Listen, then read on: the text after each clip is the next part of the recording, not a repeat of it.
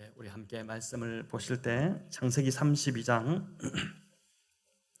24절부터 32절까지 말씀 저와 여러분 교독으로 읽겠습니다. 구약 49페이지 창세기 32장 24절 제가 먼저 읽겠습니다. 야곱은 홀로 남았더니 어떤 사람이 날이 새도록 야곱과 씨름하다가 자기가 야곱을 이기지 못함을 보고 그가 야곱의 허벅지 관절을 치매 야곱의 허벅지 관절이 그 사람과 씨름할 때에 어긋났더라. 그가 이르되 날이 새려하니 나로 가게 하라. 야곱이 이르되 당신이 내게 축복하지 아니하면 가게 하지 아니하겠나이다. 그 사람이 그에게 이르되 내 이름이 무엇이냐? 그가 이르되 야곱이니이다. 그가 이르되 내 이름은 다시는 야곱이라 부를 것이 아니요 이스라엘이라 부를 것이니 이는 네가 하나님과 및 사람들과 겨루어 이겼음이니라. 야곱이 청하여 이르되 당신의 이름을 알려주소서. 그 사람이 이르되 어찌하여 내 이름을 묻느냐 하고 거기서 야곱에게 축복한지라. 그러므로 야곱이 그곳 이름을 브니엘이라 하였으니 그가 이르기를 내가 하나님과 대면하여 보았으나 내 생명이 보존되었다 함이더라. 그가 브니엘을 지날 때에 해가 돋았고 그의 허벅다리로 말미암아 절었더라. 같이 읽습니다. 그 사람이 야곱의 허벅지 관절에 있는 둔부의 힘줄을 쳤으므로 이스라엘 사람들이 지금까지 허벅지 관절에 있는 둔부의 힘줄을 먹지 아니하더라. 아멘. 네, 오늘 야곱에서 이스라엘로라는 제목으로 창세기 32장의 말씀을 함께 살펴보겠습니다. 두 주 전에 우리가 살펴본 대로 야곱은 하나님의 은혜로 하란에서의 20해를 마감하고 귀향길에 올랐습니다. 외삼촌 몰래 야반 도주한 사실이 라반에게 알려지자 라반이 추격해봤지만 그마저도 하나님께서 라반의 꿈에 나타나셔서 절대 야곱을 건드리지 말라, 손대지 말라 이렇게 하심으로 야곱은 위기를 모면했고 이제 두 사람은 돌무더기를 쌓고 언약을 맺었습니다. 이후로는 서로의 땅에 절대 침범하지 않기로 하는 불가침 조약을 이제 맺은 것이죠. 자, 이 언약으로 인해 이제 야곱은 하란으로 다시 돌아갈 수가 없었고 이제 돌아갈 다리를 다 끊어 불태워 버린 거죠. 오직 고향이 있는 앞으로만 나아가야 했습니다. 그런데 고향 지금 20년 만에 방문하는 고향인데 얼마나 설레고 기뻐야 하겠습니까? 그런데 그의 마음은 기쁨과 설렘보다 오히려 두려움과 근심이 더 커지기 시작했습니다. 20년 전 해결되지 않았던 그 형과의 어긋난 관계 때문이었던 것이죠. 창세기 27장 45절은 어머니 리브가가 20년 전에 이 야곱을 하란으로 피신시키며 했던 마지막 말인데 우리 같이 한번 읽어볼까요? 내 형의 분노가 풀려 내가 자기에게 행한 것을 잊어버리거든 내가 곧 사람을 보내어 너를 거기서 불러오리라. 어찌 하루에 너희 둘을 이르랴. 자, 약사빠른 이 쌍둥이 동생 야곱에게 속아서 장자권도 빼앗기고 장자의 축복마저 가로채버린, 그래서 이제 아버지가 돌아가시면 동생을 죽이겠다 공공연히 이 에서가 말하고 다녔고, 이 때문에 한날에 두 아들을 잃을까 염려했던 리브가가 이제 야곱을 급히 피신시켜야 했습니다. 야곱이 얼마나 이 어머니가 보고 싶었고 또 고향이 그리웠겠습니까? 야곱은 어머니로부터 이제 고향으로 돌아와도 된다는 이 전갈이 오기를 날마다 그 고향 쪽을 바라보면서 혹여나 오늘 사람이 올까 이렇게 기다렸을 것입니다. 하지만 20년이 지나도록 그 전갈을 받지 못한 채 지금 고향으로 그가 행한 것입니다. 그러니 이제 어찌 불안하지 않았겠습니까? 20년이 넘도록 전갈이 없었다. 이것은 아직 에서의 그 분노가 가라앉지 않았다는 것이었기 때문에 형이 자기를 보면 해칠지도 모른다는 그 두려움의 발걸음이 고향이 다가올수록 더 무거웠던 것입니다. 이런 야곱에게 하나님은 이 야곱의 마음을 아시고 야곱을 호위하는 천사들을 보여주십니다. 그리고 안심시키고자 했습니다. 우리 1절과 2절을 같이 읽겠습니다. 야곱이 길을 가는데 하나님의 사자들이 그를 만난지라. 야곱이 그들을 볼 때에 이르기를 이는 하나님의 군대라 하고 그 땅 이름을 마하나임이라 하였더라. 아멘. 자, 두려워하는 야곱에게 하나님께서 하나님의 사자들 즉 호위 천사들을 보내신 것인데, 천사들이 얼마나 많았는지 야곱이 보고 군대다, 이 하나님의 군대다, 이렇게 이제 이름을 붙였지 않습니까? 그리고 그 땅 이름을 마하나임이다 이렇게 붙였습니다.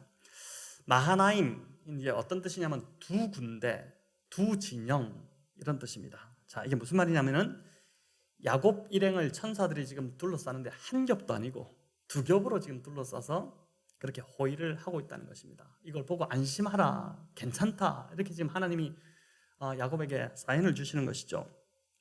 야곱이 참 보니까 복이 터진 자는 맞습니다. 야곱이 지금까지 했던 처신으로 볼 때는 하나님께 이런 사랑을 받을 자격이 전혀 없어 보이는데도 하나님이 이미 야곱에게 일방적으로 함께 해주시겠다, 그 약속을 주셨기 때문에 이제 천사를 보내고 지금 지켜주시고자 하는 것입니다. 창세기 28장 15절 우리 같이 한번 읽어볼까요? 내가 너와 함께 있어 네가 어디로 가든지 너를 지키며 너를 이끌어 이 땅으로 돌아오게 할지라 내가 네게 허락한 것을 다 이루기까지 너를 떠나지 아니하리라 하신지라. 아멘. 이 말씀은 20년 전 에서를 피해서 하란으로 도망치던 중에 그 베델에서 그 황량한 베델 평야에서 돌베개를 베고 이제 자던 그 밤에 하나님이 꿈에 나타나셔서 주셨던 그 약속이었습니다. 하나님은 말씀하신 바를 반드시 지키시는 분이시죠. 우리는 말을 해놓고도 약속을 잘 지키지 못하지만 하나님은 말씀하신 바를 반드시 지키시는데 오늘도 하나님은 여전히 말씀에 신실하셔서 언약 백성을 지키시고 보호하시는 분이십니다. 신명기 31장 8절 우리 같이 한번 읽어볼까요? 그리하면 여호와 그가 네 앞에서 가시며 너와 함께 하사 너를 떠나지 아니하시며 버리지 아니하시리니 너는 두려워하지 말라, 놀라지 말라. 아멘. 우리는 우리의 앞에 닥친 어려움으로 인해 두려워하고 떨지만 하나님은 이미 그보다 먼저 앞서 가고 계시다는 것입니다. 우리는 앞을 내다볼 수 없지만 하나님은 우리의 문제를 이미 보고 계시기 때문에 해결책도 마련해가고 계시고 살 길을 이미 준비하고 계신다는 것이죠. 그 하나님이 나와 함께 하시며 떠나지 아니하시며 또 버리지 아니하실 것이니 두려워하지 말고 놀라지 말라, 이렇게 하는 것입니다. 여러분, 여기 놀라지 말라는 말은 영어 성경으로 보면 자주 이제 discouraged라는 단어를 씁니다. 이 discouraged, 낙담하다, 의욕을 잃다, 이런 뜻이죠. 그러니까 앞서가시는 하나님이 나를 위해서 지금 살 길을 마련하고 계시니까, 대책을 마련하시니까 낙담하고 의욕을 잃지 마라. 안 그래도 된다. 하나님 바라봐라. 먼저 앞서가고 계시지 않느냐. 그 하나님이 살 길을 열고 계신다. 그러니 약속의 말씀을 붙들고 힘을 내어 일어나라 라고 말씀하시는 것입니다. 성경에는 여러분 이런 약속의 말씀들이 너무나도 많습니다. 이제 한 구절만 우리 더 볼까요? 시편 94편 14절인데 읽어보겠습니다. 여호와께서 자기 백성을 버리지 아니하시며 자기의 소유를 외면하지 아니하시리로다. 아멘. 이게 얼마나 힘이 되는 말씀입니까? 특별히 오늘도 병상에서 또 예배 드리시는 우리 성도님들이 있는데 이 하나님께서 자기 백성을 버리지 아니하시고 외면하지 않으신다는 이 말씀을 더 꽉 붙잡으시므로 두려움에서 벗어나시기를 바랍니다. 중요한 것은 저와 여러분이 말씀을 붙들어야 하는 것입니다. 하나님의 약속의 말씀이 성경에 넘쳐나고 있지만 그걸 내 것으로 붙들지 않으면 아무 소용이 없는 것입니다. 저는 어려운 고비마다 늘 하나님께 말씀을, 그 약속의 말씀을 구했고 그때마다 주시는 하나님의 말씀들이 참 감사하게도 늘 말씀을 주셨습니다. 설교를 통해서 또 성경 읽기를 통해서 이런저런 말씀들을 주셨고 또 묵상하는 그 시간을 통해서 하나님께서 개인적으로 주셨던 말씀들이 참 많이 있습니다. 지금도 제 기억 속에는 아주 선명하게 말씀을 주셨던 그때의 기억이 남아 있습니다. 하나님이 주신 말씀으로 인해서 참 그 말씀을 받고 참 그 어려움 속에서 눈물 흘리며 하나님께 감사했던 그 장면들이 아직도 선명합니다. 인생을 살면서 이제 힘들고 어려운 일을 만나면 잠을 잘 이루지 못합니다. 불안함, 두려움, 염려 이런 것으로 한밤중에 이제 잠이 깰 때가 많지 않습니까? 그럴 때 이런 약속의 말씀들을 떠올리고 그걸 붙잡게 되면 평안이 찾아오죠. 잠이 다시 오게 됩니다. 하나님 말씀은 이렇게 어려움을 버티게 하는 힘이 있고 두려움을 극복하고 앞으로 나아가게 하는 능력이 있습니다. 이 약속의 말씀을 늘 사모하고 붙드시는 우리 성도님들 다 되시기를 축원합니다.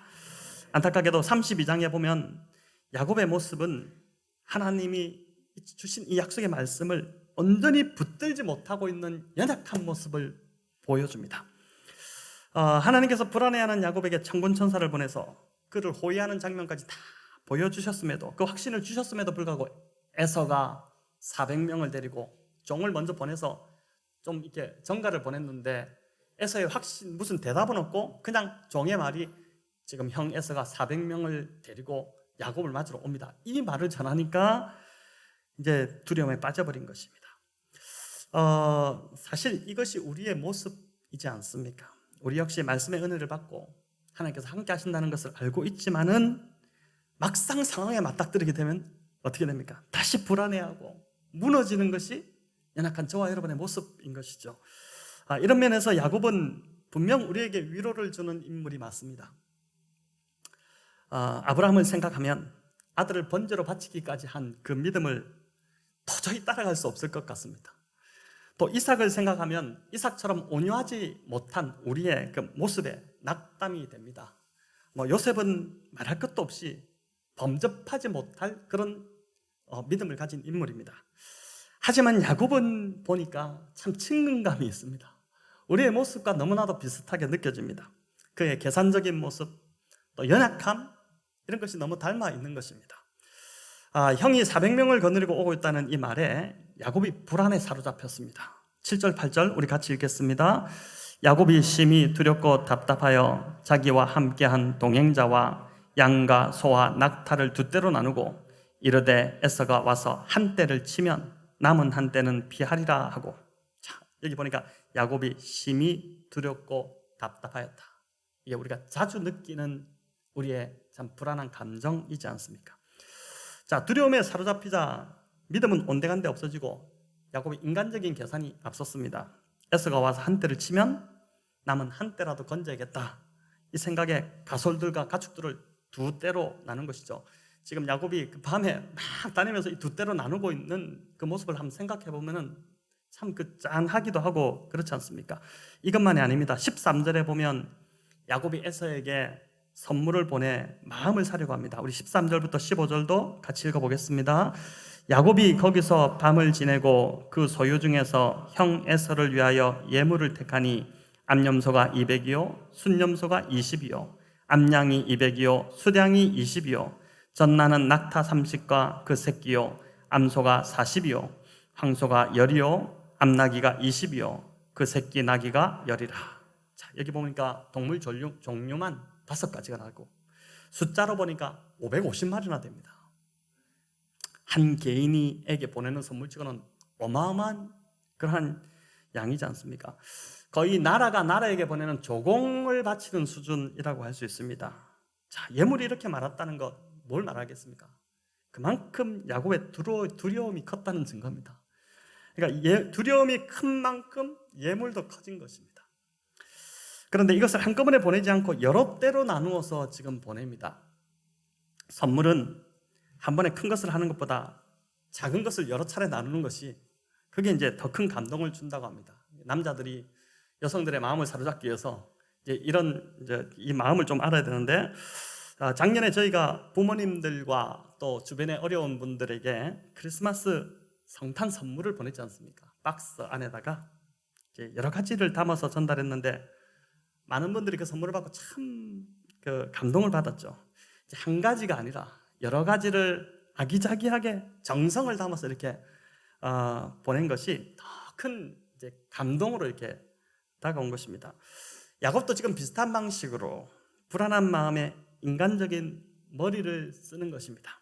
20절은 이런 선물을 보낸 야곱의 심정이 잘 담겨 있는데 우리 20절도 같이 읽어볼까요?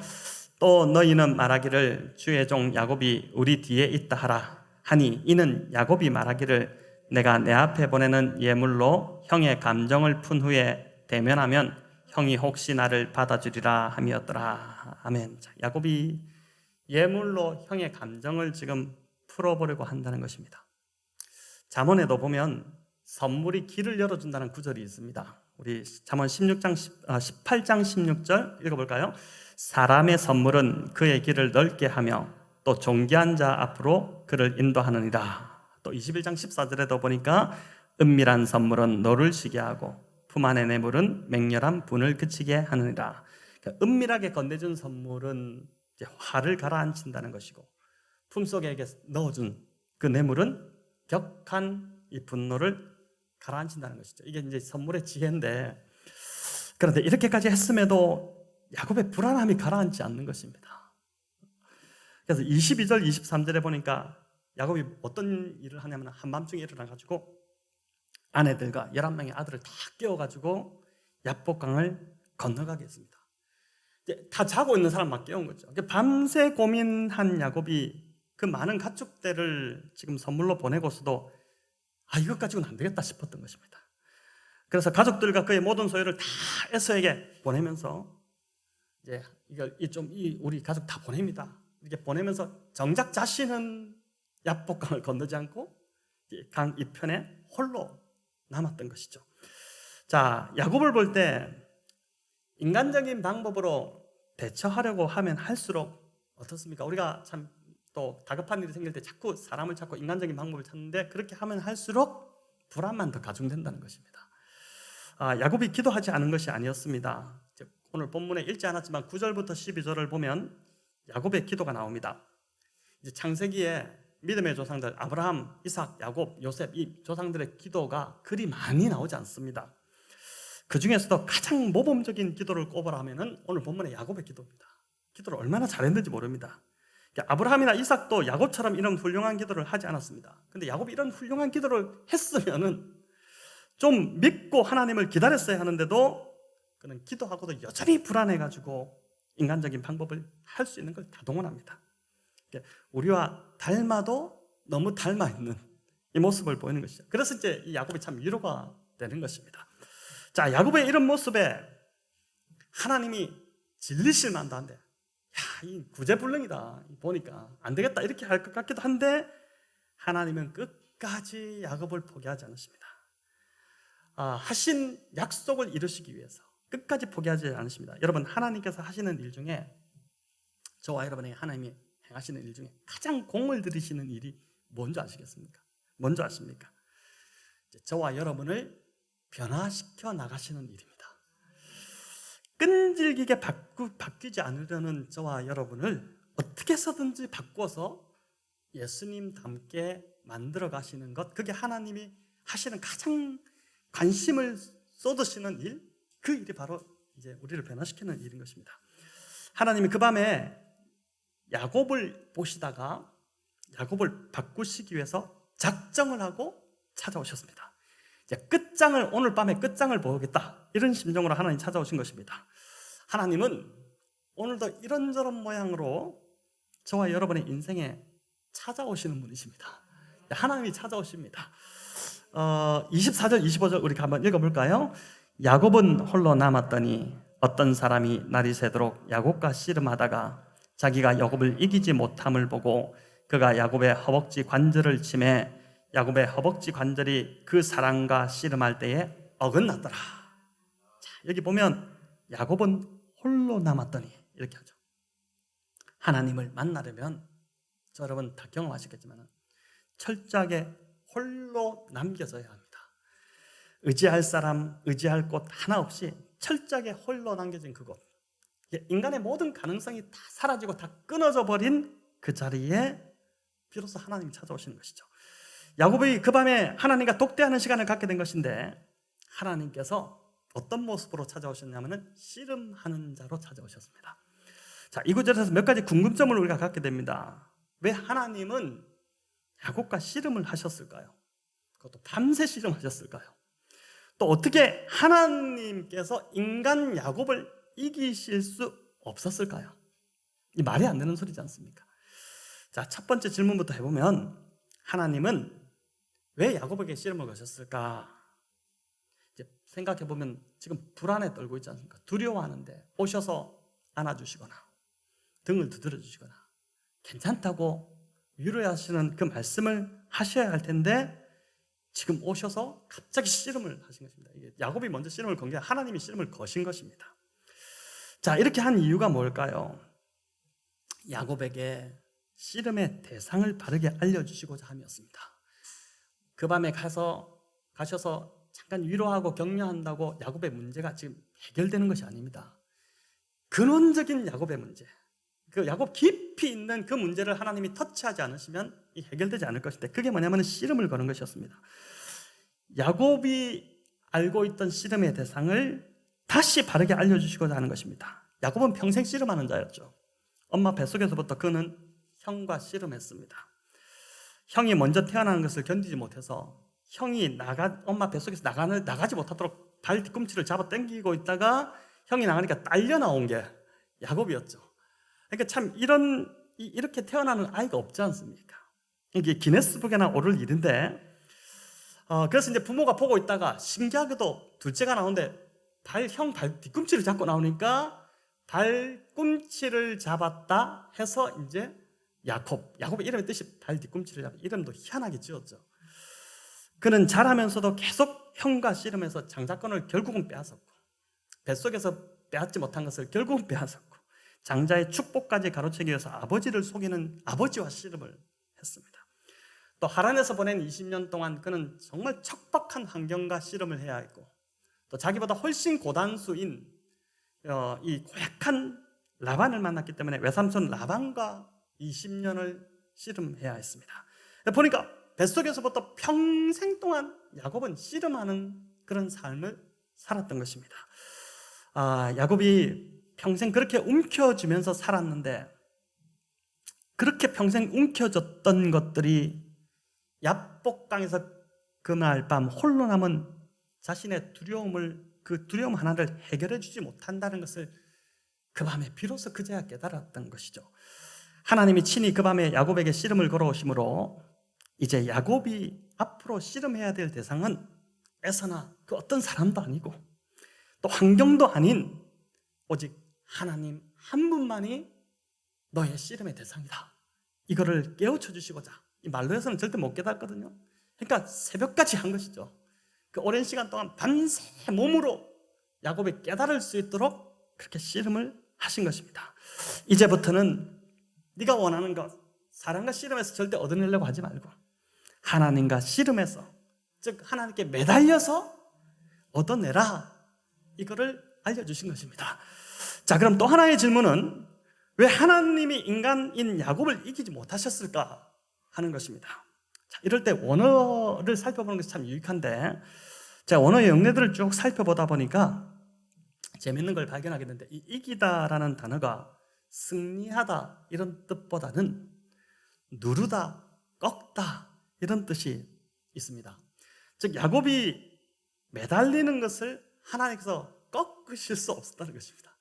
그러니까 부모님들도 아이들을 끝까지 고집부리면, 저희 집 아이들 보더라도 끝까지 고집부리면 참 내가 졌다, 그냥 해줄게, 이렇게 되거든요. 하나님께서 야곱이 매달리는 것을 당해내실 수가 없었다는 것입니다. 이는 달리 말하면 하나님이 져주심으로 야곱으로 하여금 하나님께 매달리기만 하면 복을 얻어낼 수 있다는 것을 알려주시고자 하신 것입니다. 내가 안 주는 하나님이 아니다. 봐라, 네가 지금 매달리니까 내가 질 수밖에 없지 않느냐.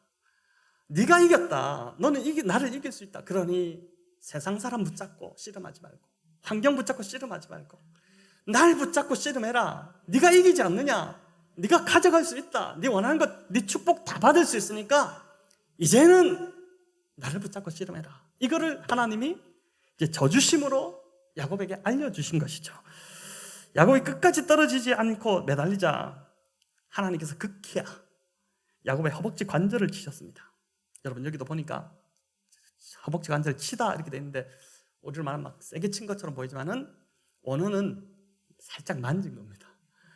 하나님이 우리를 살짝 만지시기만 해도 우리는 이렇게 될 수밖에 없는 연약한 존재라는 것입니다.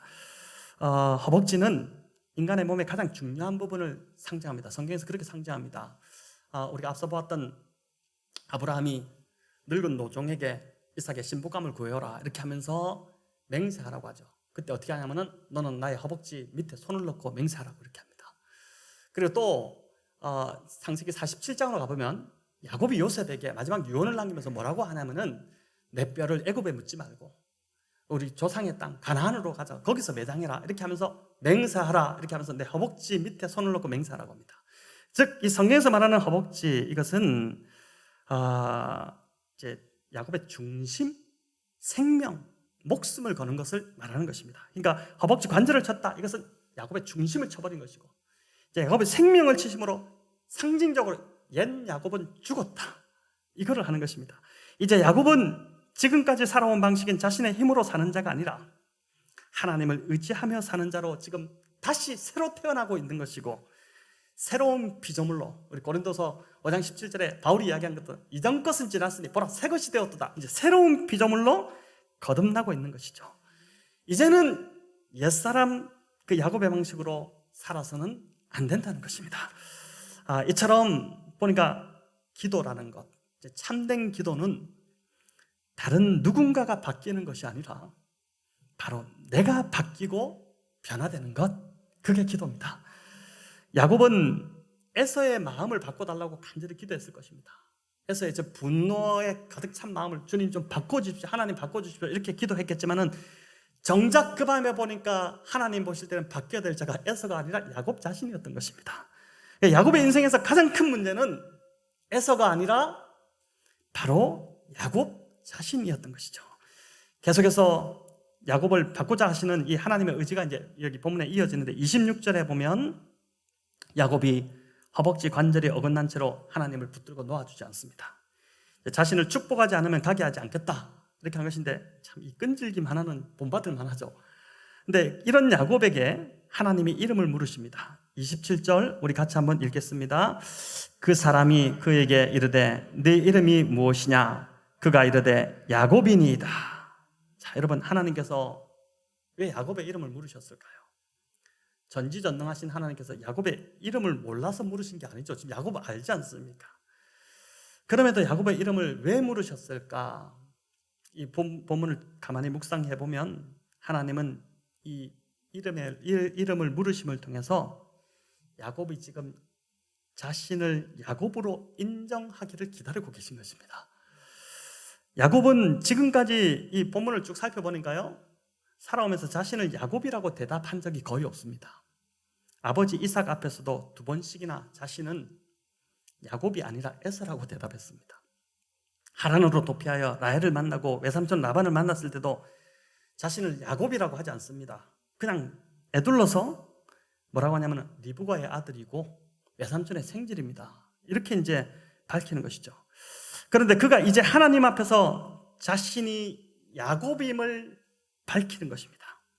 남의 발꿈치를 잡고 늘어지는 자 야곱, 속이는 자 야곱, 사기꾼 야곱임을 인정하면서 하나님 앞에 나오고 있는 것입니다.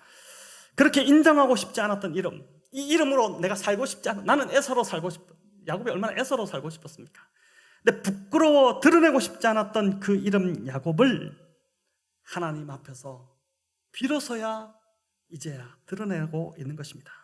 하나님, 제가 야곱입니다. 평생을 속이고 다투고 싸우며 살았던 야곱입니다. 저를 불쌍히 여겨주옵소서. 하나님께서 이 고백이 야곱의 입에서 나오기까지 그 오랜 시간을 기다리셨던 것입니다. 성도 여러분, 하나님은 오늘도 저와 여러분에게 내 이름이 무엇이냐 이렇게 물으신다고 믿습니다. 이 물음 앞에 뭐라고 대답하시겠습니까? 여전히 나는 야곱이 아니라 에서입니다, 이렇게 대답하시겠습니까? 주님, 제가 죄인입니다. 지금까지 배우자 탓하고 또 부모 탓하고 사람 탓하고 환경 탓하면서 세상이 문제라고 원망했지만, 이제 이 야곱의 삶, 이 야곱의 오늘 이 말씀 앞에서 고백하건대 제가 문제입니다. 변화해야 될 자는 세상이 아니라 바로 저 자신입니다. 하나님은 이런 고백을 저와 여러분 앞에서, 여러분에게서 듣기를 지금도 기다리신다고 믿습니다. 자신의 이름을 야곱으로 밝히자 하나님은 야곱의 이름을 바꿔주십니다. 28절 우리 같이 읽습니다. 그가 이르되 내 이름을 다시는 야곱이라 부를 것이 아니요 이스라엘이라 부를 것이니 이는 내가 하나님과 및 사람들과 겨루어 이겼습니다.